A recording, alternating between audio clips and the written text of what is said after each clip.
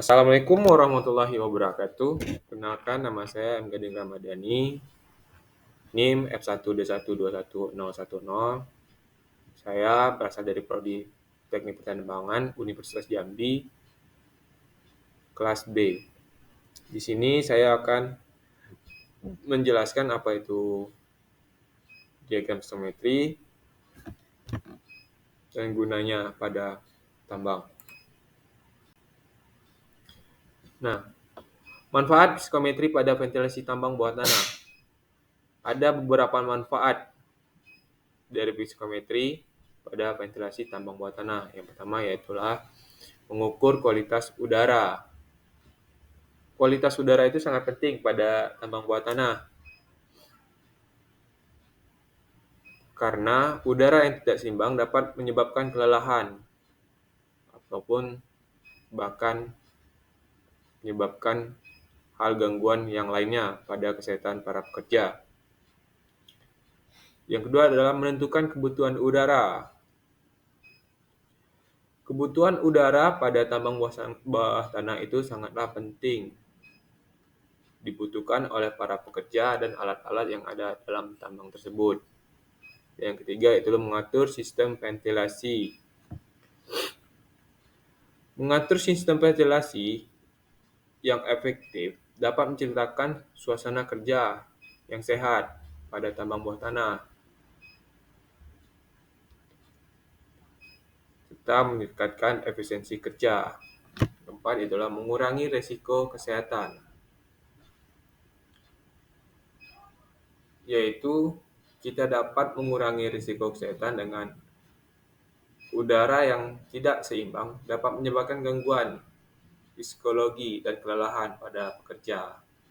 Yang kelima yaitu meningkatkan efisiensi kerja. Nah, kenapa efisiensi kerja ini dapat meningkat pada manfaat psikometri? Ialah sistem ventilasi yang efektif dapat meningkatkan efisiensi kerja dan produksi, membantu dalam menentukan kualitas udara yang sesuai dengan standar sehingga dapat meningkatkan efisiensi kerja.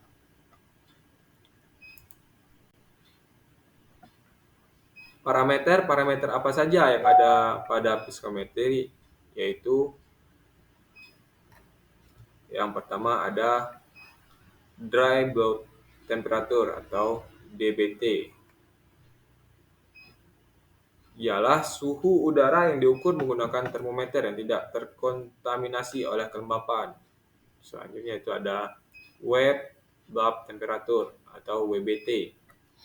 Itu adalah suhu yang diukur menggunakan termometer yang terkontaminasi oleh kelembapan. Yang ketiga ada dew point temperature atau DPT.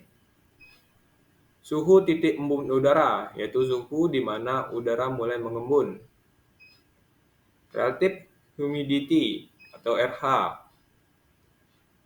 di mana suhu titik embun persentase dari kelembapan udara yang terkandung dalam udara.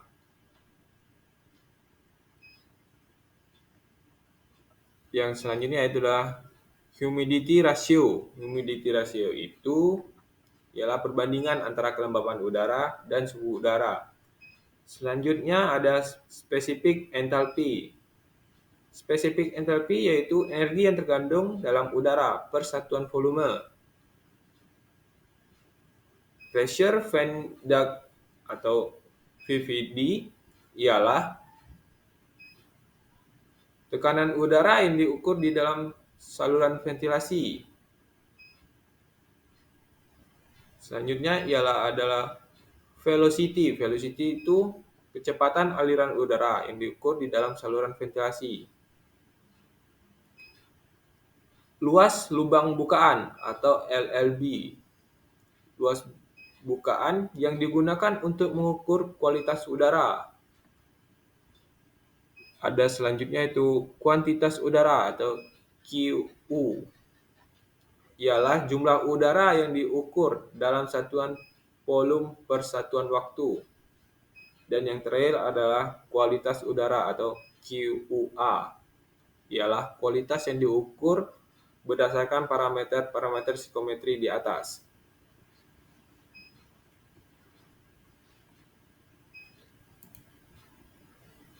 Nah, di sini adalah bentuk dari diagram psikometri. Dapat kita lihat di sini apa itu diagram psikometri, dan di sini saya akan menjelaskan bagaimana cara pembacaan psikometri diagram yang ada di sini.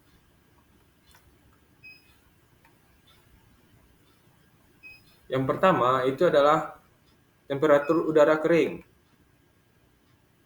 yang dimana garis vertikal yang ditunjukkan oleh temperatur udara kering dengan garis merah mulai dari minus 10 derajat Celcius hingga 40 derajat Celcius pada tabel diagram ini. Kemudian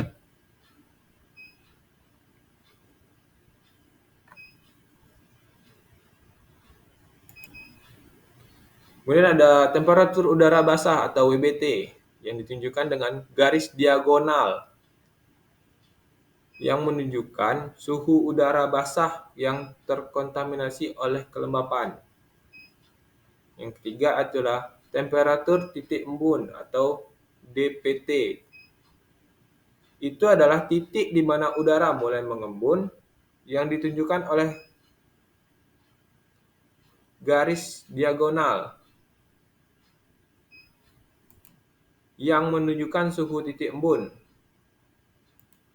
Yang keempat itu adalah kelembapan relatif atau RH. Nah, RH itu adalah presentasi kelembapan udara yang terkandung dalam udara yang ditunjukkan oleh garis horizontal yang menunjukkan kelembapan relatif. Kemudian ada rasio kelembapan. Rasio kelembapan di sini yaitu perbandingan antara kelembapan udara dan suhu udara yang ditunjukkan oleh garis diagonal yang menunjukkan rasio kelembapan. Kemudian ada volume spesifik, volume udara per satuan massa yang ditunjukkan oleh garis horizontal yang menunjukkan volume spesifik. Dan yang terakhir itu adalah entalpi. Entalpi ini adalah energi yang terkandung dalam udara per satuan volume yang ditunjukkan oleh garis diagonal yang menunjukkan entalpi. Langkah-langkah pembacaan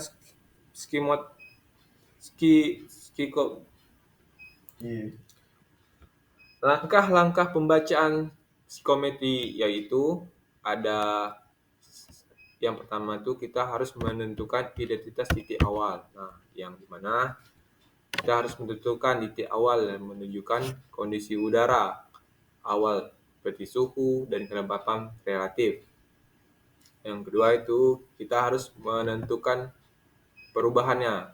Nah, dari perubahan tersebut yang ingin dilakukan pada udara seperti penambahan uap air. Kemudian kita juga harus membaca nilai.